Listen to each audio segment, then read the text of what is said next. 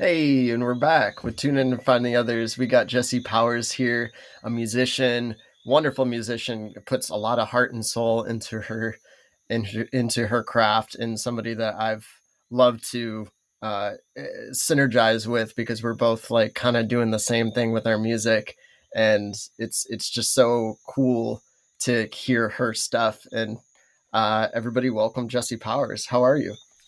I'm great. Thank you, Tony. Yeah, I'm doing great. It's a little hot up here in my attic. It's not an attic. It's a bonus room that I turned into my studio.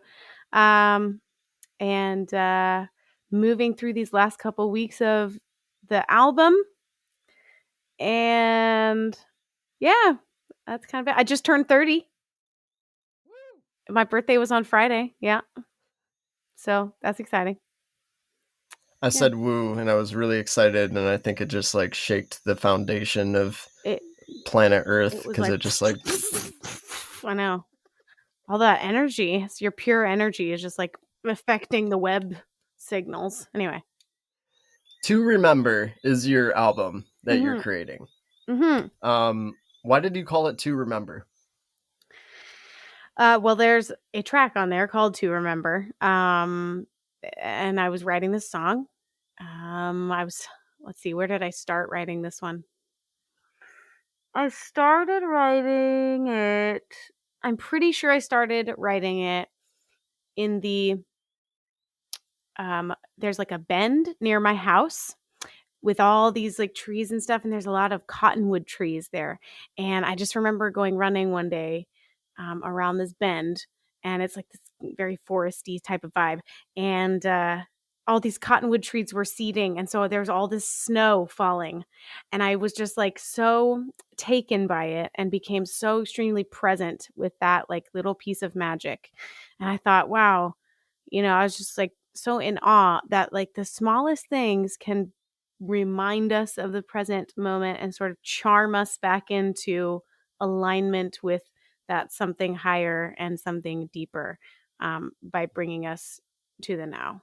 And I didn't write the whole album around that song. There were a lot of other songs that deal with that same type of theme, and so but I kind of grouped them all in together, and that sort of became the main message of the song. Hmm. Yeah, so it's more, it's not so much the song that the whole album is centered around, but the message within, Right. Yes, I'd say which is that. kind of like your message of your life, really. And yeah, it's kind of what I write every song about in one way or another. So yeah. I can definitely vibe with that, or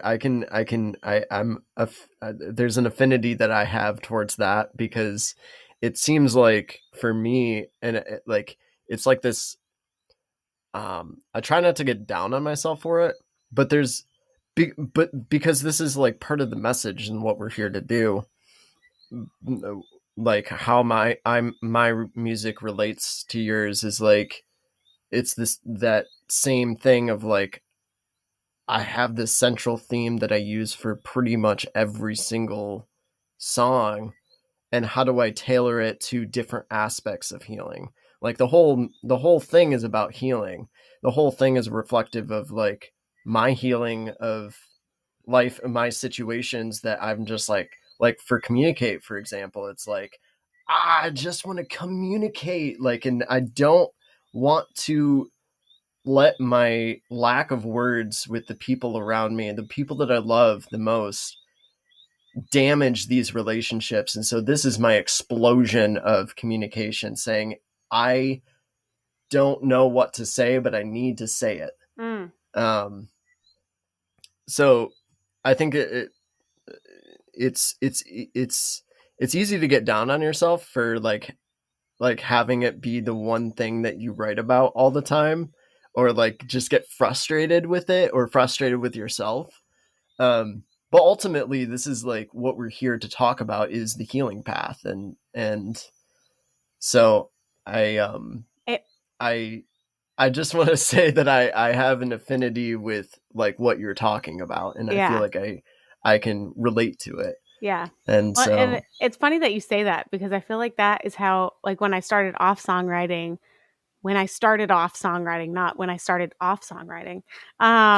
whatever off songwriting is. yeah. No, when I started off songwriting when I was like in my teenage years, I remember getting that feeling about writing songs about boys. Like, I was Mm-hmm. so sick of writing songs about boys. I was like, "Oh my Mm-hmm. god, this is all I write about is boys and my stories of my boyfriends," and, but it's really interesting because,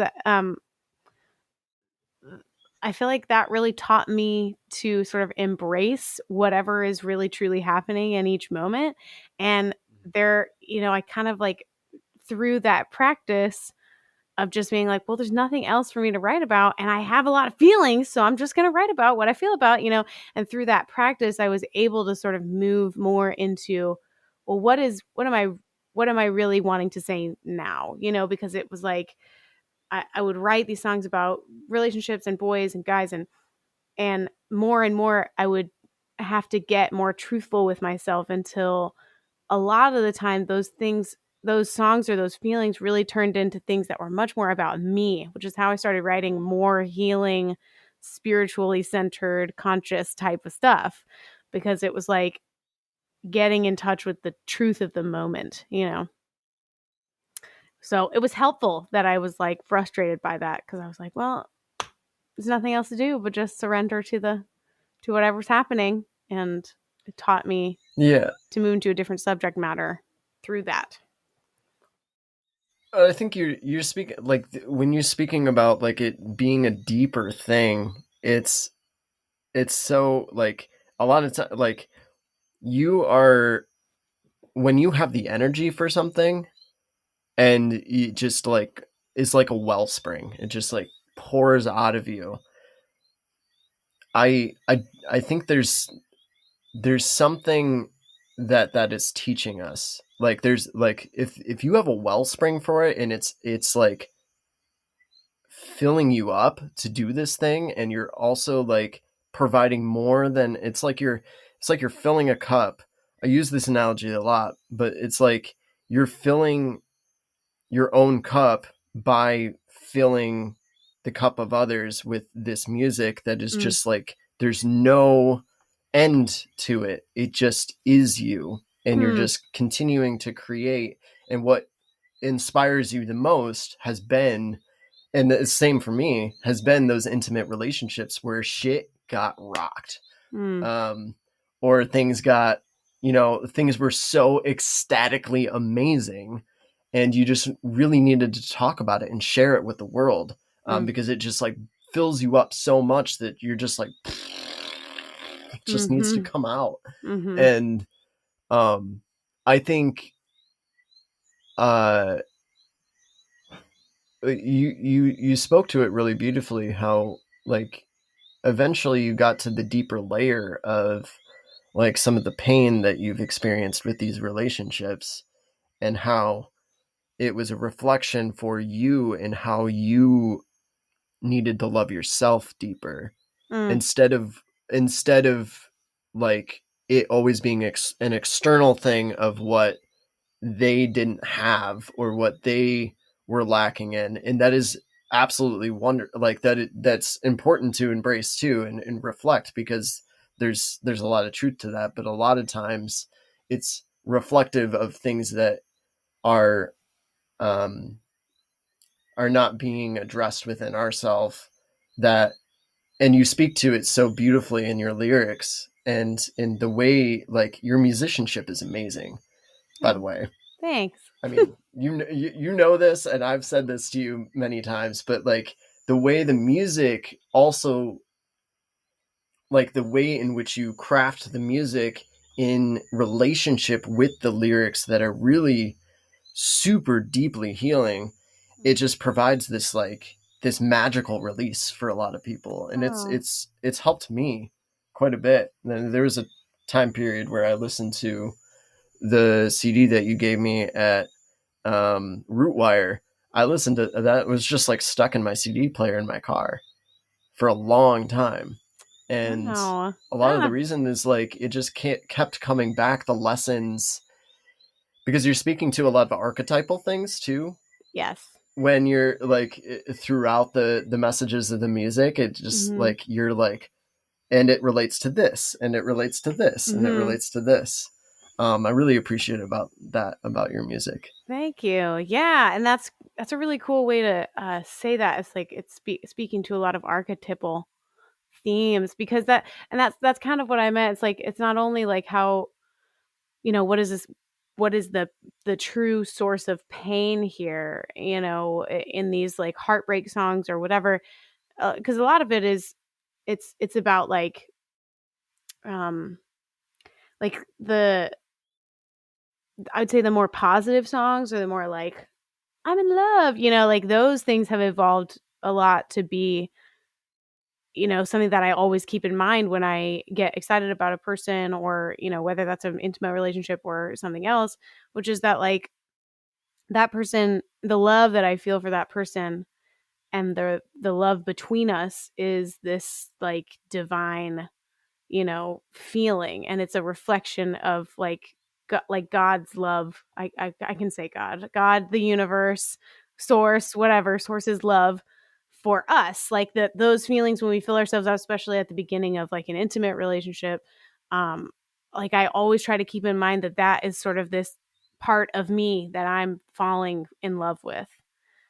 And like it's that like there's an archetype within me that is representative of that, or that is represented by that person, and so I write to that archetype, and it's like it's almost like having a conversation between two different parts of my mind, and I try to address that underlying truth when I write romantic songs now too, because there is that archetypal thing. Like it's like when you see someone and they're a reflection of you in one way or another, like whatever you perceive about them, you're perceiving because you are seeing a piece of you, that you either that needs to be nurtured more, or maybe you already just love so much, or maybe you don't like them, and like that's why you're having throwing bad vibes out there for somebody, um yeah, and like always just trying to keep in mind that truth while continuing to make the songs accessible to those who may not be framing things in that way. Yeah, um yeah, that's kind of what I aim to do. So yeah, I appreciate you saying the archetypal thing. That's definitely a good word to put on that. yeah, and it's even like it is hard to put it in a context to, because you don't like, especially when you're reaching such a far audience, like a wide ranging audience. Yeah, you have people that are in your sphere that are like hardcore fans, so to speak.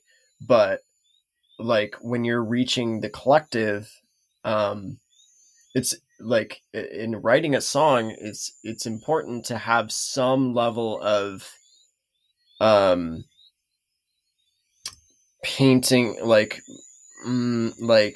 it's hard to even put into words. Like you're trying to make it just archetypal enough to where it can, like anybody can pick up those arc, because it's within all of us. Anybody can pick up those nodes Mhm. that are Mhm. represented by a certain word or a certain Mhm. feeling that you're Mhm. representing in the music. Mhm. And so it can be that anchoring, like, Mhm. oh, okay, like I can feel that, Mhm. I resonate with that, and you're just like, and then like you have these like pillars Mhm. along the way Mhm. that keep people like, it doesn't matter where you're from or who you are or what you believe in, there's those anchors along the way.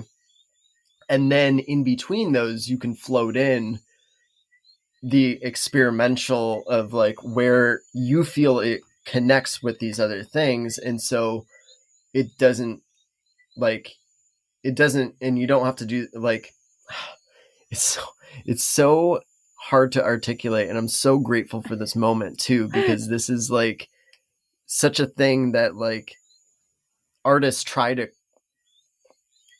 articulate, is like how to create a message that is able to get to the people that need it most while also opening it up to people that may have no idea what you're talking about, but enough of it is coming through to Mhm.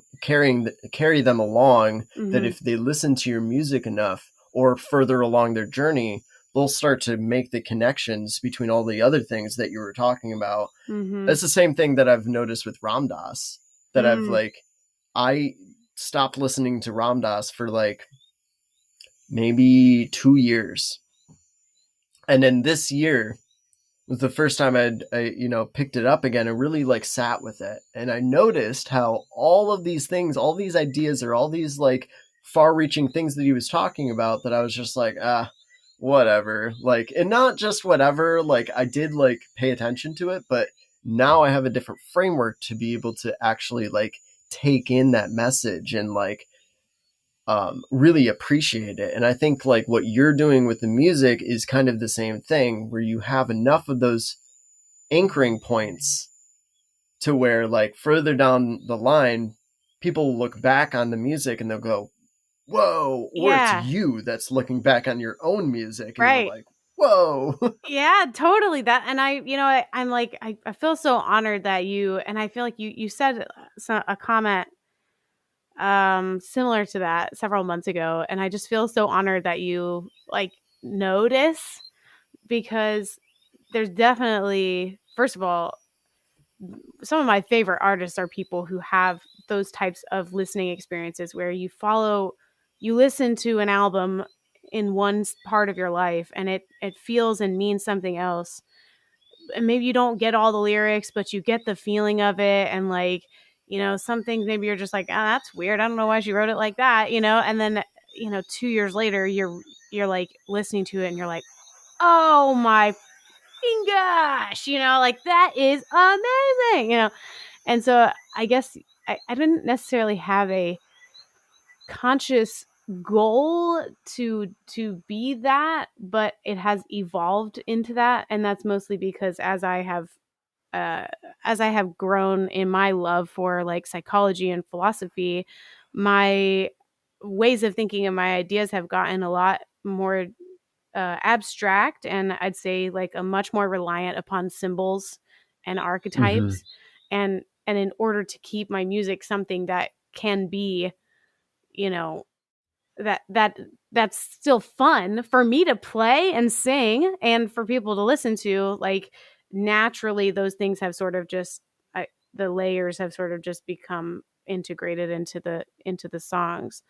But yeah, I've realized that I've done that even in songs I've written. Like, sometimes I'll listen to a song that I wrote like 3 or 4 years ago, and I'll be like, I can't believe I wrote that way back then. Like, I get a deeper level of it now, even though I wrote it from this place of deep truth, not really knowing all the levels that I was writing on back then. And it's like, it's Mm-hmm. mind blowing to me. And it really just proves to me that when that inspiration and like songwriting comes through, I'm not doing it from my like only analytical brain. Like, there's definitely a lot of brain work going on there, just like wordsmithing and moving words, and it's really fun, but there's like an integration of heart and head in there, because it just I there would be no way that I could do that consciously, having not really understood a certain concept back when I wrote it, but then realizing like, wow, that's like perfectly articulated for what I understand now. Yeah, It's really cool, and I hope that other it is people cool. have that experience. I'm glad you do. I hope other people have that experience as well. That's Yeah, my yeah. So it's like yeah, it's like a book. Regina It's like Spektor is one of those Regina people Spektor. that does that. Oh yeah, Regina Spektor does that. Like, you can listen to her songs. I mean, she's kind of Oh, offbeat I'm sorry. anyway. I thought of the girl from Mean Girls. Regina George. Yeah. No. No, Regina Spektor. No, Sorry. Regina Spektor. I mean, I started listening to her stuff in high school, and I'm still listening to the stuff and still finding things. It's like when you go back and watch a movie, like a cult class, like Monty Python, and you go back and watch it like 10 times, and every time you find a different joke. that you Mm-hmm. didn't hear before. Yeah. Wow. So you're working on this album and you're close to the end? I am close to the end. Yeah. It's been probably this past like 6 weeks to 6 to 8 weeks has just been listening and tediously providing notes to my sound engineer and producer and friend Chad Warren. Yeah. And we are meeting on Friday to look at mastering levels and make sure all those are squared away. So that might be the last day that we work on it, which is like it's making me nervous, but I'm excited. Yeah. I can see but I understand. It's like you put so much effort into something and you're like, this is it. Yeah. Like, and every step of the way, well, one thing that can help, I mean, every step of the way has been super intentional. And you know that. You've put so much effort into every single part and every single like like spiritual components to it all along the way, Mhm. and how you like like how you address each day, like how you like whatever your spiritual practices or your like your daily routines or whatever, like all along the way of this entire album has played into the energy that put into that was translated into like you being in front of that microphone or that interface and just sending it. Oh yeah. And so I'm excited for you. I'm excited to hear it. Thanks. I'm really excited to share it. It's been a really long journey comparatively. I mean, my last album was just an acoustic album and I did it in like 4 hours or something ridiculous. Like I went in on my lunch break and I recorded all the songs live, like basically like one take each. Yeah. And then Wow. my friend just like engineered the, mixed it and mastered it and that was it. So this experience has been obviously completely different. It's taken about 3 years, and that's not really including writing the songs because some of these songs are like 5 to 6 years old. So that's just really when we started recording, and we've got a lot of instrumentalists and some really cool like beats and stuff that we've made. And so yeah, it's a totally different experience, and it's like a baby. It's like a child you raise up from birth, and then you go send it off to the world and make sure that it has to be just right before you can send it off Mm-hmm. and expose it to everyone. Don't judge my baby. Yeah. Yeah, yeah. So, It's one of those things you have to finally just like let it go, and it's like, and you think about all the things you could have done, and oh, like, for sure. I know. you I've been know, really trying to be intentional about just being okay with the imperfections because I'm always going to allowing, look back on it and be like, "Oh, I could have done that different," right? and like and everybody feels that way, and I think that's part of the beauty of it is that it's never really done, you know. Mm-hmm. Um Yeah. but yeah, it is very much like releasing something because it sort of feels like my own secret and I have my deep relationship with all of these songs. So then to kind of give it to the world and let the world have their own relationship with them is exciting, and it's also like it's a process of letting go and just trusting and knowing that I can't be selfish about it anymore. Mm-hmm. Yeah. So, Yeah. Yeah, I find that too because, like, we're crafting a single. Why not is crafting a single, and you're on it. Um, yeah. and it's just the process has been super drawn out. I expected that we would release um sometime before I left to another country where I am now, Uh-huh. but now it's continuing to be pushed back and pushed back and pushed back, and it's okay. Like, I've taken the route of like the last EP, the acoustic EP that we put out. Mhm. I rushed it, and Mhm. I know I rushed it, and it's okay. It sounds great. Mhm. I'm I'm not upset with it, but I won't do that again. Mhm. It was Mhm. a lesson. It was a really good lesson in Yeah. just allowing the music to, like, allowing, there's a I'm going to keep referring back to this, but there's a spiritual component to the music in which is coming through me. And I want to really emphasize that it's coming through me, and I tinker with my body to allow for this to come through in a way that I think is going to make sense, Mhm. and that is going to be the most positive energy forward. Mhm. But really, it's on Spirit's timeline, Right. and I have to trust that. Oh my And I gosh, can't, yes. I can't just force it into this, like, into this box or into this thing that it's not going to be. And that's why I think for a lot of artists, it's so hard to come up with what is your genre. Because, That's for like, sure. That is for such me a and hard you, like, question. what would we call our genre? I You know know, what I so mean? someone Like, booked me for a jazz festival the other day because I have and they asked me, they were like, "Do you we heard your song Alpaca Socks, and we have this jazz festival and we wanted to know if you would do a set." And I was like, I literally have like 5 jazzy-ish, blues-ish songs that I could sing for right, you. And they're like, "That's enough. Come." And I'm like, "Okay." Like, but that would not be what I would consider my genre at all, but sometimes right. it happens that way. There's like these songs that are just crossovers and you just I don't know, you know. I have no idea.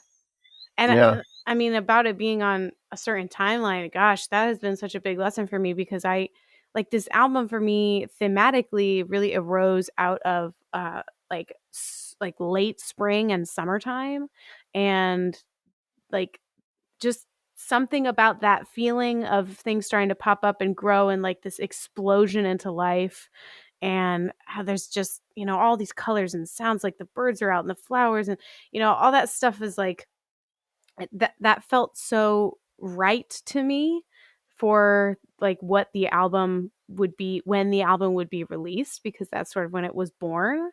And so my plan was to have it released in June.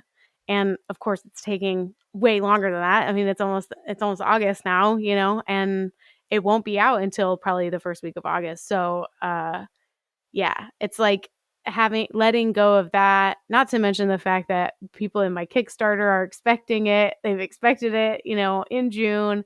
They're expecting their CDs in August. I don't know that that's going to happen, and it's really just like remembering to not care about what people think more than the quality of the music and what it's meant to do in the world. And yeah, that is, I mean, yeah, that's an undertaking.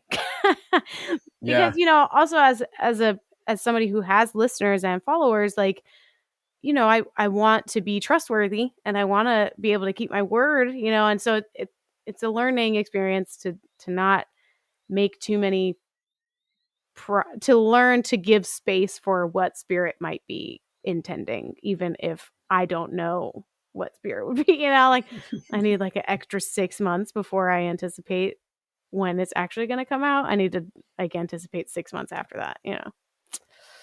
Yeah. So Yeah. Yeah, it's, allowing for Spirit's timeline to push it at least a couple weeks or 3 weeks, or, I think that's always good to account for that.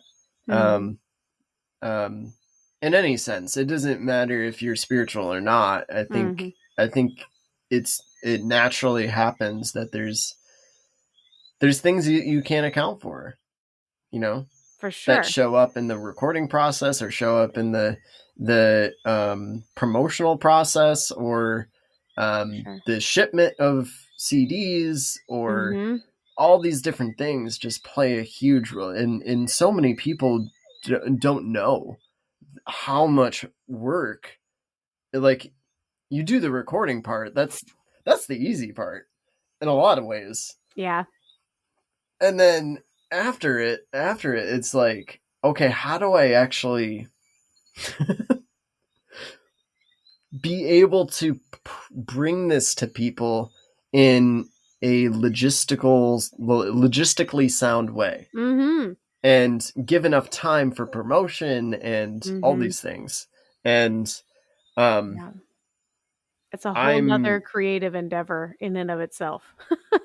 yeah, right. It really And is. that's why we need the left brain people, not necessarily that like we are right brain, but like the like people that are more into the logistical online work and like making it all like, and for people that are not huge, like, I mean, you're bigger.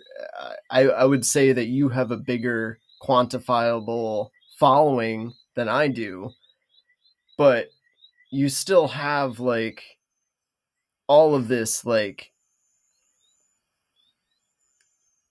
I lost my train of thought. There was like, All of the you have logistical tasks and responsibilities and all that stuff. what I was okay. So what I was trying to say is like, you have like when you're starting out, or when you're not like this big label artist, Uh-huh. you have to figure this shit out by yourself. Yeah. You know what I mean? Like, Yeah. you can ask for help, and there's people that will like come along with you, but Oh, for like, sure.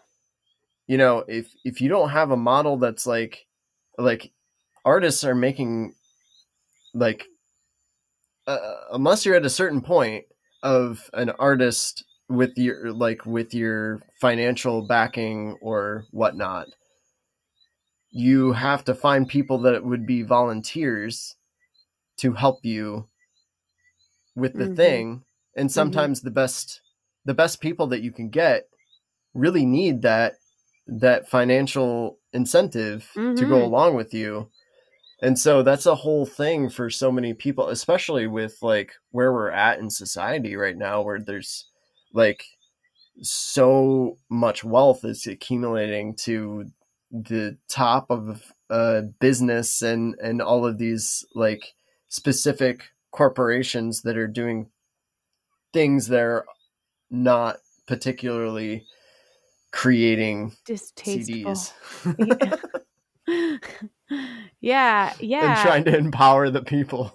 Yeah, and there's definitely like I definitely had to sort of start taking up an abundance mindset because, like part of it is it just makes me feel good to be able to, like these musicians that I hired for this album, it makes me feel good to support them and Yeah. and financially, even if they would do it for free, part of me is just like, okay, but I like the exchange there. I like that, not only do I get to give a like deep appreciation, I get to put their name on the album, but I also get to, work my abundance muscle and be like, how can I like create provisions for these and like talented people who deserve that, and Yeah. I mean that the Kickstarter that I ran this year was like, uh, that was definitely stretching that abundance muscle. I mean, so I some people obviously listening to this might not know the goal was about $24,000, and uh, like that, I've never seen that much money in my life. And that was a lot, and but but it's just another element of spiritual practice, I think, to know that money isn't in as short a supply necessarily if we can um if we can start cultivating a feeling of richness in our lives, and it starts to, money starts to become more of an energy, and I'm not there's definitely political things that are going on, and there's definitely, issues in the socio-political system. I'm not saying that, but Mm-hmm. just as a musician, like part of our the narrative that artists can get trapped in, and something that really helped me was a book by Elizabeth Gilbert called Big Magic. She really helped with this, is like that starving artist kind of personality, like that story we tell that we're starving artists and we're suffering and Sure. struggling. And I think that the moment I decided not to be a starving artist anymore, was when I was able to start taking up like more of the responsibility of like delivering this message out to everyone. And it's hard because money is like it's got this shitty feeling around it, like but at the same time, um, there's also like if somebody hands you $100, like you don't feel shitty about that. you know? So there's like this interesting dynamic of of you know being able to sustain yourself as an artist monetarily and create albums, but not make it about the money, and not Yeah. make it about making a living, because it can throw off the whole vibe of everything. That's really, yeah, it's an So interesting balance. what do you think? This is something that I've struggled with. Is like, I mean, you're making this your full time gig, right? Hmm. So Hmm. like, yeah, not making it about the money, but on a certain level, you have to. So Yeah. like, how do you balance that? Um, I think, And I think I have a more concrete question, but it's just not coming through in this moment. sure. Yeah. No, I think I understand what you're saying. One step that I took really early on, because I knew I was going to be doing something artistic, was I learned to live really simply. Really simply. I buy everything from the thrift stores, like, and that sort of is all. A lot of that stuff is also just in alignment with my spiritual practice of not taking more than I need. Um, but that's really helpful. That's a really helpful thing. Um, but then also for me, it's like when I do things, like when I take a gig at, like, first of all, there's just like certain hard limits that I will set for myself as far as taking gigs. Like I'm not going to take a gig in a like loud crazy bar as a solo act, Probably wouldn't get booked there anyway, but generally not going to take a gig around a bar. And the reason is because it gets real awkward when I start singing about forgiveness and self love, and everyone around me is just trying to forget all their feelings. Like they're all Yep. trying to really just be drunk and forget their feelings. And I just throw a Yep. wrench in their vibe and it sucks. So there's like hard limits to what I'll do. And in those times when I turn down a paycheck because of that, I just trust that, like, that's not my place. That's just not my place. It's not what I do. That's not what I do. I wouldn't be successful at it. But then there's also like reframing. So like there are things that not aren't necessarily like my ideal audience is I've been doing a summer concert series this year, in backyards, like people's backyards in the evening. So it's like twilight and there's like atmosphere and ambiance and people are there to listen, and It's that's my like, favorite. yeah, that's like that is where my music really like shines, and it can be heard. But there are other things, like a patio at dinner time at a restaurant, or like I play at like a golf club, like their grill, like their bar and grill, and like I just that there's just quiet people there. It's like a family atmosphere, So there's a little room in there for me to work a little more with, like, all right, maybe I mostly do covers here, and I'll take that gig because it's money and I need it. It's not my ideal, but I'll take it and I'll do, mostly covers and I'll throw some of my original stuff in there. And I always try to like bring my CDs and I always try to still speak to my message, even in that environment, because I'm a little sneaky bitch like that. But, like, so that's part of it is, there's hard boundaries and then there's places where I need to compromise. And then as far as like other musicians, I just really try to cultivate that mindset of abundance as much as I can, and so that I can pay them. Like it's Yeah. yeah, like and some things it's like people want to do it for free. Like they'll be like, no, I just want to Right. participate, you know. And there's a lot of people that have been coming into my life like that, which has been really nice. Um, but I never want to put people in that situation necessarily. Um, Right. I want everyone to feel like happy and nourished by the interaction. And yeah, I think there's a lot of it's just a lot of like not fucking around with sorry.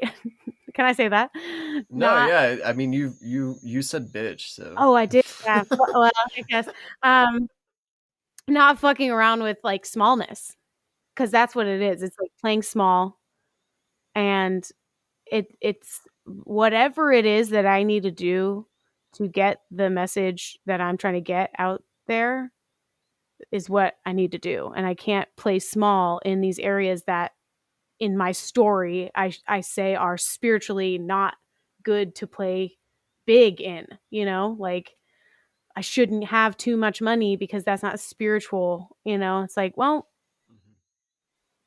okay, if that's what it's going to be, then you, you know, like how am I going to get these songs out there? How am I going to be able to pay musicians to do what they do best? How am I going to, you know? So it's a lot about coming as out of long as you're my feeding it back into the people that are a part of it, right, and you're feeding it back into your project, right, you're not trying to be a multimillionaire. You're right, trying to you're right, trying to right, and even if you got to that level, I'm sure you would give so much of it away that right. you wouldn't even be a multimillionaire Yeah, anymore. right, for sure. Yeah, I think I'm just mostly speaking to that fear around the spirituality and money where people are just like, well, Yeah. you know, or if you were really spiritual, you wouldn't charge. Like, no, that's not how that works.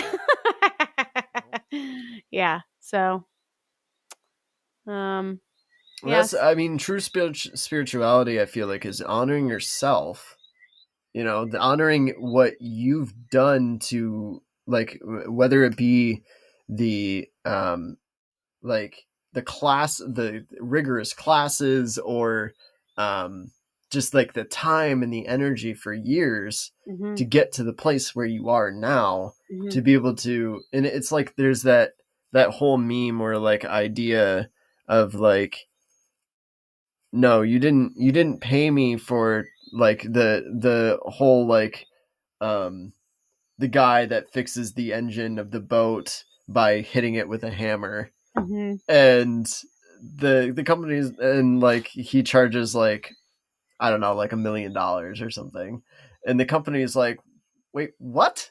Like, you Mhm. just tapped it. Mhm. And he's like, I spent 20 years figuring out how to tap it in the right place. Mhm. It's like, Exactly. it's so Exactly. it and it that's such a weird example, but it's relevant, and like, No, once totally. you should charge for, you should have spiritual people should have boundaries.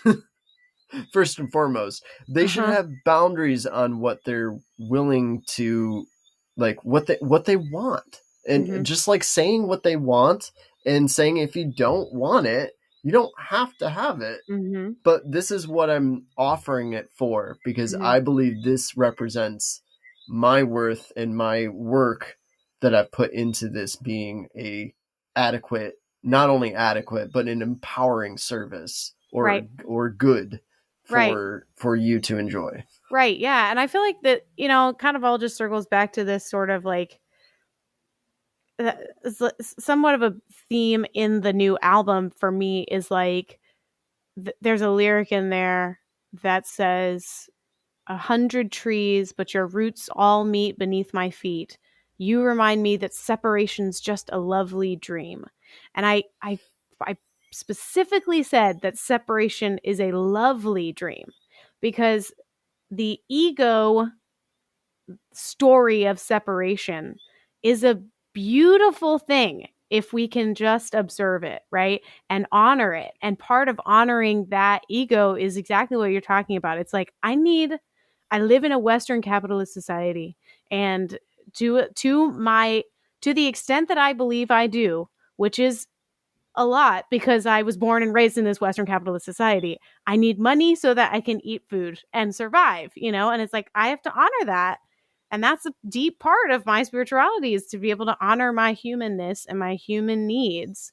And I think that a lot of people get caught up in altruism and thinking that that's spiritual, and like and any type of selfishness is not spiritual. And I think that's a shame that that happens so often, because I don't Yeah. believe that to be true at all.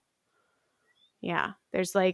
definitely an element of humanness in all of giving and receiving. It's like, I mean, I can say that I give selflessly, but I don't, because it's selfish of me because it feels good.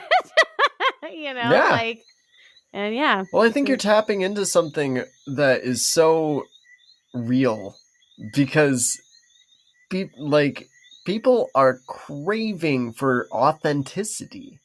Like to see like it's apparent when you say something online, or you make like anytime somebody that hasn't heard your music hears your music, or any number of situations, it's like when they get that fresh scent of remembering, like, oh my god, that's true. hmm, And like, I haven't been around anybody that's spoken anything true in a long time.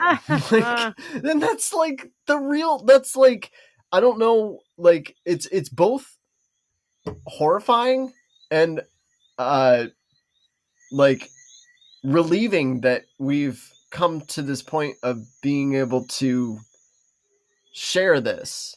You know, mm, um like gotten to a place within ourselves where if we can just like continue to come back to that authenticity, because like we can be authentic and then abuse it, right? But if we just continue to like practice that coming back into center, and um doing it for love and doing it for the right reasons, mm, and giving with um uh, a trust that mm. it is going to continue on, and that we don't have to be attached to Right, that outcome, right, but know that like the energy that you put in was damn good energy. right. It was for them to succeed, or it was for whoever is going to receive whatever it is that you're putting out there, just as much of your heart, like of heart, like not Mhm, even your heart, just mhm, heart, and patience and acceptance and forgiveness and all of the beautiful things that are in all these different spiritual traditions. mhm. Like you just allow that to come through, and that like so many people don't have relationships that are based on like fully honoring both sides, Oh, like both like self and other. And oh, so when it's you yeah, put stuff out there like this, it's just so, oh my god, like it's so yeah, good. yeah. No, thanks. I feel like, especially, it's like honoring both truths. It's like honoring both truths in any given situation. And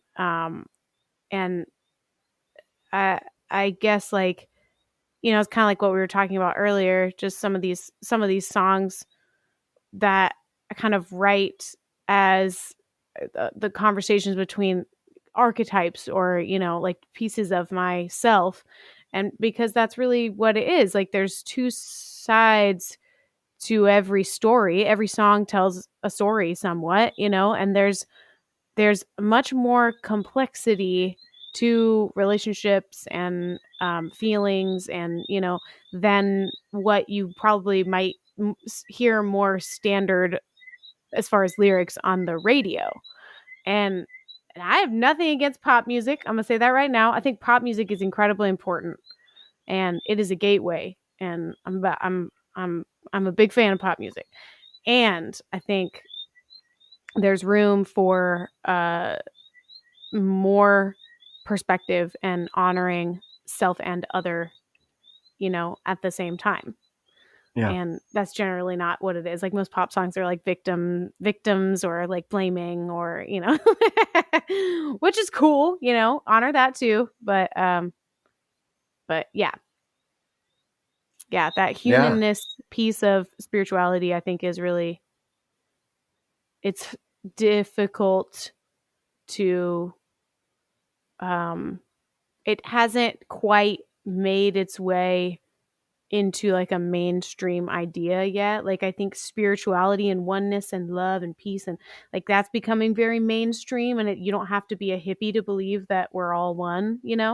Um but I think that honoring like our darkness and integrating dark shadow work and all of the human ego and letting that be a part of what is loved and honored hasn't quite reached a mainstream level yet. And I hope I, you know, I hope that somewhat that my music can be a part of that. Mm-hmm. Honoring all of the humanness. Um Yeah. Well, that's what you're doing, and that's like anybody that practices true authenticity. It's like it's a no bullshit spirituality. Like people are so sick of the cults and the spiritual, like the this religion and that religion and blah blah blah mhm. blah blah, and like, oh yeah, you're spiritual, well why don't you do the dishes, like, like there's all these like inconsistencies with Mhm. people that are practicing a spiritual, like they're trying to practice a spiritual faith, and so like in the public I think it's just like in a lot of ways like people are just so sick of like hearing about it, and like what we like I was just talking about this to somebody today, is what we need, I feel like, is a revival of true spirituality, like really like actually rooted in the truth and rooted in no bullshitness and rooted in like just straight authenticity and Hmm. like recognizing where we're at, instead of just like this fairy tale land of like dreaming it could be this way and living in the highness, instead of rooted and spreading out like with Mhm. fruits, you know what I Mhm. mean? Mhm. And I think um I would say that the public has gotten I and also like I don't want to make this distinction between me and the public. Like No, I'm there is learning no too. Like I'm distinction. Yeah. trying to implement as much of these things in my life as possible, but I am no by any means like above anybody or below anybody. I really Mhm. feel like we're the reason why it hasn't come through the collective is because we are actively working on that within ourselves, Mhm. or else it would be here already. You Right. know what I mean? Yep. Yep. Yeah, I do. I feel like there's like what you're speaking to is like there's like this, um it's not, it's like a macro microcosm sort of thing where, like when well, for me, when I first started on my spiritual path, which I don't, that term means nothing to me, but I think it means something to other people so people understand. Like when I first started meditating, and like there was this sort of like, I mean, word, like a little bit of like, I only am learning the language around this. I really don't know how. I kind of feel even stupid sometimes when I talk about that everything is one. Like I was afraid of the word God. I didn't like that word, and there's just like this. I think the individual spiritual journey, which starts somewhere around there, it's like you want to start doing yoga and like, burning incense and, stuff like that. And like that is a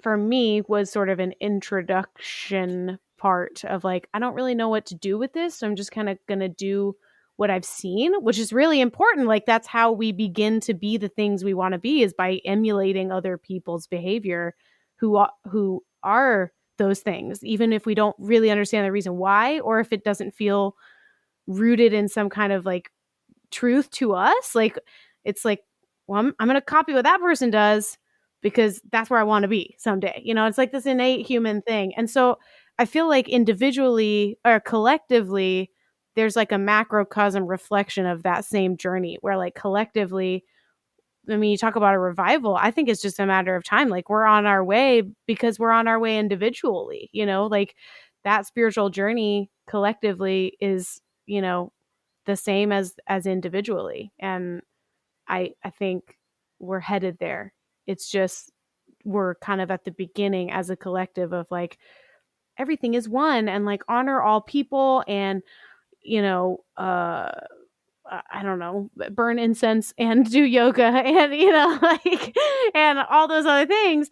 And collectively I think over the years we're just going to keep getting deeper and deeper into that sort of less in the emulating stage and more in the integrating stage, where we're like really honestly feeling what these things mean and having a Yeah, reason, and like building true faith is really what I would call it, you know, yeah, which is exciting. yeah. That's a good. Oh yeah, it is. That's Hmm. that's a good point. Like that true faith, that like unshakable groundness into your path and Mm-hmm. what is being birthed through your existence. Mm-hmm. And Mm-hmm. I think I think that's what I kind of searched for a long time, is like I want to like, and for a while, for a few years now, I've really had such a solid like trust within myself and trust within what I consider spirit, to like that I have a spiritual team that has my back, Mm. that I'm working on what I'm it's like an and thing. Like you have a spiritual team that has your back, but you can't just like fucking give up there. Like, you have to do the work. You have to have a direction and Mm-hmm. know that like your purpose is being fulfilled by your actions, but you also can, if you choose to, lean on these spiritual energies that that that do have your best interest at heart. And it depends on what you're talking to and who you're like, you know what I mean? Uh-huh. There's so many nuances to it, but I think um, at the base level, there's a primordial force that is guiding all of us Mm. into a higher consciousness, or a higher awareness of our our path and our purpose, or what we're here to do, or our just our being, Mm. just being. um and I feel like every moment is reflecting to, and I don't apologize, but I can notice how like my mind goes like I had a point earlier and I've kind of just like drifted off into this like, let's talk about spirituality now. um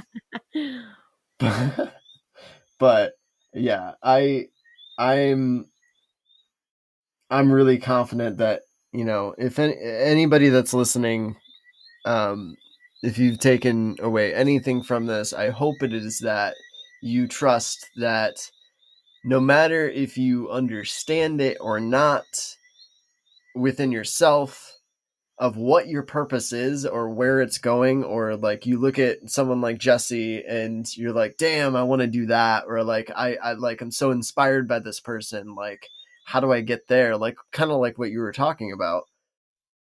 um I hope I hope you I hope you remember or trust or recognize that there is a loving force within your chest that is connected to all consciousness in the entire universe that is seeking to show you how beautiful you are and Mm, how much you have the capacity to change the lives of everybody around you and to reorient your own life in a way that's healing for mm, yourself and for your family and for your friends and for your relationships and for this goddamn country and for the whole world that's in chaos right now. And it's in chaos, but it's also gaining a sense of harmony at the same time. It's so mhm. weird, but I just wanted Paradoxes. to, that just felt like it needed to come through. For sure. Yeah. Yeah. I think there's definitely, if anything, don't I would say don't be afraid to honor your humanness and that divinity within you at the same time, because I think that's the middle way, as they say. It's the being and the doing at once. Being from doing and doing from being. Yeah. And I would also like to say, for any of those people who love romance, that if you're like me and you're just in love with falling in love and romantic things, start falling in love with life, because that's really the romance that you're looking for. I'm just going to say that. Mm, As a mm. person who's written a lot of romantic songs, and many of them are on the album. Okay, so that's a good segue. How can people find your music? So I have and two album. I have an album and an EP out on every streaming website. I'll have my latest album out there in a few weeks. I have an official website, which is Jesse Powers Music, and that's JESSE powersmusic.com. Instagram, I'm at Jesse Powers Music. Facebook, I am Jesse Powers Music. And Twitter, I'm Goddess Powers, but I never post on there, so don't bother following Mm. me on there. But yeah, all the streaming platforms, and I'll have a shop open soon where you can buy physical copies. I'll have vinyls. Nice. Yeah, it's gonna be cool. So Yeah, I actually qualified for a vinyl, but I was like, save it for somebody else. I just want to support you because that was, I don't think I've ever spent more money on an individual's like project that they were starting up, like that it was like, it's like, especially a musician, and I felt like, I just like, it felt so right to send that to you, and I like wanted to like really like just like I, like I forget about it, and then like you say about the Kickstarter, I'm like, oh yeah, I contributed to that, and it's just like, so it felt so good to me to like to do that, and um I I can see so much goodness coming from your music and from just your being and everything that you're doing and all the lessons that have come through from all the relationships and all the things that you have endured and also thrived through. um Jesse Powers, thank you, you're amazing. Tony. Thank you. Thank Mm-hmm. you. And thank you for supporting this album. And I really hope you like it. And I hope everybody else gets from it what they need to get from it. And even if that means they listen to it once and never listen to it again, then great. It All in guide them on their divine path. right timing. Yes, all perfect timing. So yeah. But thank you, Tony. I appreciate you inviting me on. And It's been so good to I'm talk, like we've talked over the years, but like just like this face to face getting into debt. I feel like I learn more about you every time I talk to you, and like yeah, we've only had like four or five handful of conversations on the conversations. phone, Yeah. really, but it ends up being like an hour long Yeah. every time. Yeah. We always like end up picking each other's brains, which I like. So Yeah, and I'm excited for your podcast and all your adventures that you're going on right now and everything you're doing. I love watching you thrive, and I'm super pumped for our single coming out. Uh, Woo! uh, uh, uh, uh, uh, uh, What do you got to lose? Okay. What do you got to lose? Yeah, what do we got to lose? Single is Up to Us Part 2 by Why Not, and that'll be featuring Jesse Powers right here. Yay! And we'll talk about that more as it comes through, because it's like we said, it's on Spirit's timeline. So For sure. Jesse Powers, we found another. Tune in and find the others. I'm Tony Guerin.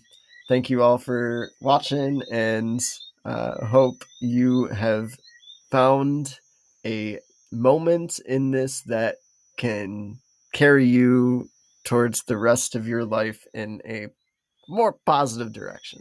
Woohoo! Woohoo! All right. Bye, Jesse. Bye. Bye, friends.